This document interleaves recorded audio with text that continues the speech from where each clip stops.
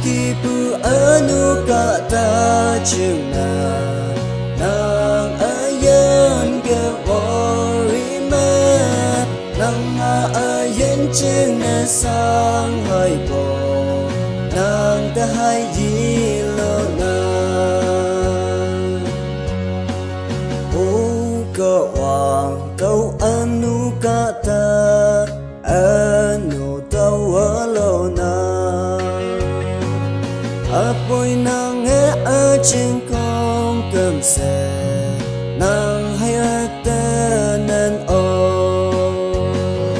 akipu anu kata cuma nang ayan ke morima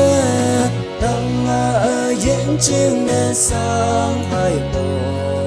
nang tahai yilo na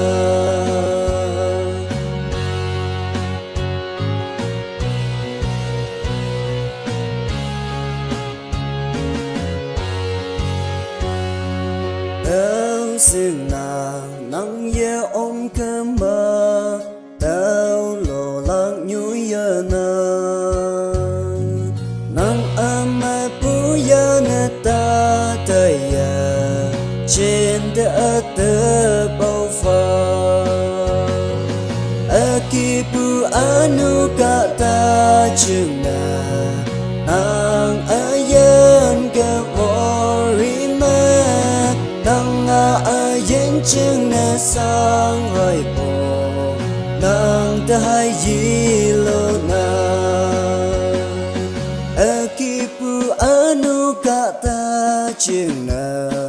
nang ayan ke warima nang